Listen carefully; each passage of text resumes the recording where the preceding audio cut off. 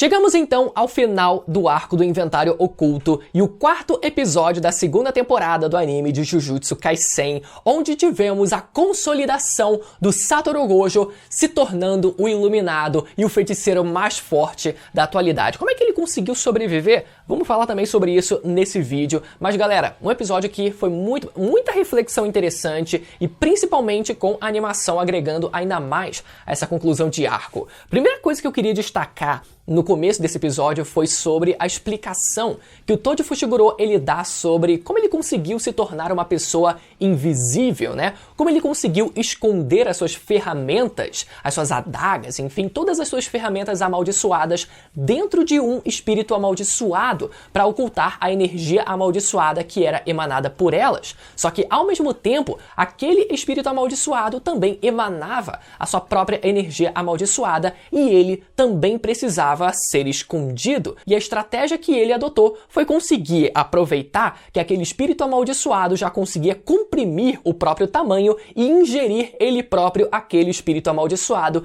para que dessa forma ele se tornasse completamente invisível. Só que a grande sacada e a grande sutileza que o anime ele conseguiu transpassar essa ideia pra gente foi através de, enquanto a gente vê essa explicação do Toji Fushiguro, a gente vê ele se escondendo e caminhando ali através dos corredores e através das portas ali daquela localidade que ficava ali a residência do mestre Tengen. E enquanto isso, Suguru Geto, sem conseguir saber onde ele estava, né, sabia a localização dele e fazendo com que ele próprio se tornasse invisível para o próprio Suguru Geto enquanto ele caminhava ao redor daquele espaço todo, galera. Então a animação, ela foi ilustrando pra gente, né, essa invisibilidade do Toji Fushiguro que foi muito bem passada pra gente nesse momento. E por outro lado, os próprios poderes do Suguru Geto também ficaram muito legais nessa versão do anime, né? Com ele usando as suas maldições, né? A manipulação de maldição, que é a habilidade nata dele, das mais variadas formas possíveis. Não só usando os seus espíritos amaldiçoados de forma direta em combate, mas também usando, por exemplo, atirando eles como se fossem balas ali diretos do seu dedo, ou atirando eles ali, né, dos espaços. Então foi de uma criatividade muito grande que o Suguru Geto ele exemplificou pra gente as suas habilidades e principalmente a tentativa da estratégia que ele tentou colocar em prática contra o Toji Fushiguro diretamente, vendo que ele carregava um espírito amaldiçoado. O que ele tentou fazer foi tentar assimilar, foi tentar, na verdade, absorver aquele espírito amaldiçoado para assim fazer com que, na verdade, aquele espírito mudasse de dono. E ele tenta fazer isso, só que ele não consegue porque o espírito amaldiçoado já era obediente, já era fiel ao Toji Fushiguro, e isso acabou fazendo com que ele abrisse uma brecha para que o Toji Fushiguro finalizasse o Suguru Geto, né? Só que olha só, além do Suguru Geto ele ter sido derrotado, foi muito legal a cautela que o Toji ele tem em relação a não matar o Suguru Geto, porque vai saber o que aconteceria com todos aqueles espíritos amaldiçoados que o próprio Suguru Geto tinha absorvido nele se ele fosse morto, caso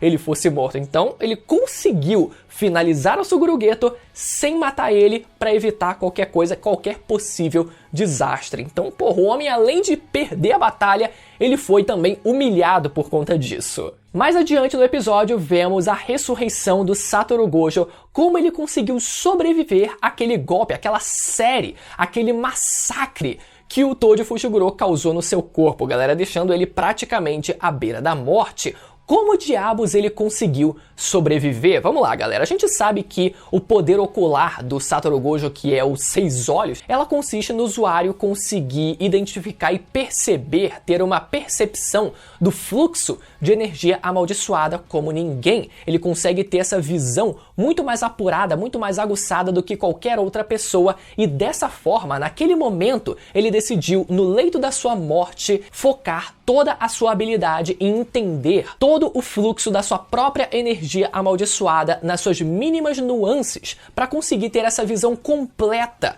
da energia amaldiçoada que continha no seu corpo para que ele pudesse finalmente se entender por completo. Mas esse processo de iluminação que o Satoru Gojo ele recebe, ele tem nesse momento de leito da sua morte, cara, é muito mais poético do que prático, né? Tem o seu efeito prático, onde ele consegue entender como produzir energia reversa e conseguir se curar por consequência, mas carrega principalmente um significado simbólico onde o próprio Satoru Gojo ele se torna um Buda. Todo esse processo onde a gente vê o Satoru Gojo planando no ar e completamente leve e completamente despreocupado se assemelha muito ao conceito de iluminação budista, onde a iluminação, nesse caso, se refere à libertação do sofrimento e das aflições mentais ou obstáculos que são a sua causa. Ser iluminado significa ser um Buda, o pináculo do desenvolvimento e potencial humano. E o que mais está acontecendo com Satoru Gojo nesse momento do que exatamente um processo de iluminação dele planando no ar e recebendo ali, sendo banhado pela luz divina praticamente ali, completamente leve, completamente despreocupado, ele mesmo assumindo, dizendo que infelizmente não sentia raiva pelo que aconteceu com a garota que acabou sendo morta, Riko Amanai, e ele nesse momento principalmente alcançando o pináculo do desenvolvimento e do potencial humano que ele poderia alcançar, que foram as suas novas habilidades que vieram através disso. Então a gente vê o segundo round da batalha contra o Toji Fushiguro. A gente pode ver o Satoru Gojo usando pela primeira vez, no caso cronologicamente, o seu brilho vermelho, que é o seu poder de repulsão contra o Toji Fushiguro. Só que, galera, a gente vê um outro poder que foi, olha só, o Gojo usando seu brilho roxo pela primeira vez, galera. Uma animação que foi bem diferente se a gente for comparar com a animação da primeira temporada e que também parecia ali, quando a gente via a mistura das duas cores, lembrava muito como se a gente tivesse uma mistura de tinta, sabe? Uma mistura de pincel, de textura ali se unindo e a gente vendo essa mistura de cores, até porque, né, literalmente a soma dessas duas cores, ela gera a cor roxa. Então a gente vê ele usando pela primeira vez, cronologicamente, o seu brilho roxo contra o Toji Fushiguro. Agora, um detalhe interessante, antes da gente falar sobre a sua morte, foi a escolha do Toji Fushiguro nesse momento em optar por batalhar mais uma vez contra o Satoru Gojo, mesmo ele já tendo recebido a sua recompensa, mesmo ele já tendo cumprido o seu trabalho. Ele já tinha assassinado a Amanai, ele já tinha recebido a sua recompensa por isso, então por que ele decidiu enfrentar o Satoru Gojo naquele momento? Por uma questão de orgulho. O Toji, pelo fato dele ter nascido sem um pingo de energia amaldiçoada, ele foi completamente ostracizado pela sua própria família Zenin durante toda a sua vida. Inclusive aquela cicatriz que ele tem do lado ali da sua boca foi causada por uma das sessões de meio que de tortura causadas pela sua própria família. E não só pela sua própria família, mas ele sofrendo pelo fato de não ter energia amaldiçoada no mundo basicamente, né, governado por feiticeiros, por pessoas que possuem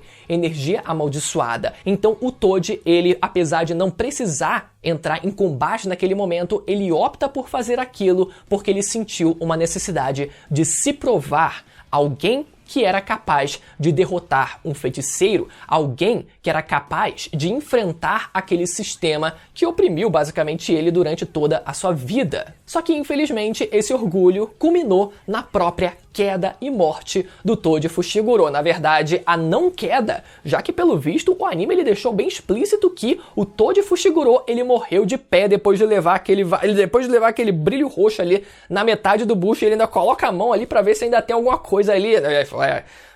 Realmente rodou, realmente não tem mais nada aqui, acho que agora eu rodei de verdade. Mas ao mesmo tempo que o orgulho do Toji foi meio que a causa da sua queda, isso fez com que, por outro lado, ele também percebesse que ainda existia um senso de não só se importar consigo mesmo, mas também com os outros. Tanto que, meio que a sua última frase para o Satoru Gojo é para que ele meio que cuidasse do seu filho Megumi. Já no final do episódio, ao mesmo tempo em que a gente vê a ascensão do Satoru Gojo como o feiticeiro mais forte, inclusive depois que ele desperta esses novos poderes, parece até que os olhos dele ficaram um pouco mais claros, né? Meramente ilustrativo, obviamente, para o episódio, né? Encantar mais a gente com o visual do rosto dele, mas ao mesmo tempo a gente vê também a queda de Suguru Geto para se tornar o novo vilão dessa história. E é muito engraçado porque eles vão lá pegar o corpo, né, da Amanai que tava com aquele culto que enaltecia o mestre Tengen, e é muito estranho como quando eles vão até lá pegar o corpo dela, tá geral batendo palma como se estivesse celebrando aquilo. É muito engraçado isso porque, primeiro, a estética daquele culto, daqueles fiéis vestindo branco e todo aquele cenário extremamente branco é claramente para representar e simbolizar um sentido de pureza pra gente, né? O branco, ele representando essa sensação de pureza, afinal eles não queriam que o mestre deles, o deus da religião deles, sofresse qualquer tipo de assimilação, mesmo que isso resultasse possivelmente numa catástrofe que dizimasse a sociedade humana. Então aquela completa insanidade que o Suguru Geto estava presenciando quase fez com que ele quisesse eliminar todo mundo, enquanto, por outro lado, o Satoru Gojo, ele se mostra completamente zen quanto àquilo, né? Se você decidir matar todos eles, eu realmente não vou me importar. Isso porque o Satoru Gojo, como a gente viu, passou por um processo de iluminação. Inclusive, não só essa seita que o Suguru Geto presencia, vendo a garota Amanai tendo sido morta e a galera lá, tipo, batendo palma pra esse feito, mas também o próprio Toji, que era alguém sem energia amaldiçoada nenhuma e que culminou em toda essa desgraça também, né? Participou de tudo isso e fez ainda mais com que o Suguru Geto virasse racista. Sim, por incrível que pareça, é exatamente isso. Suguru Geto virando racista, é isso que a gente tá vendo aqui. Então é isso, galera. Mais um episódio sensacional, tendo finalizado esse arco do Inventário Oculto. Mas se você quiser ver em detalhes muito mais sobre todo esse arco e entender mais profundamente os conceitos, os detalhes, tudo que foi explorado nesse arco, eu recomendo você assistir esse vídeo aqui que vai aparecer na tela, onde você pode ver em detalhes como foi a batalha completa entre Satoru Gojo, Suguru Geto contra Toji Fushiguro. Ou você pode assistir esse outro vídeo aqui também falando sobre o último capítulo do mangá de Jujutsu Kaisen, galera, que o negócio tá bombando. Beleza? Até a próxima, tchau!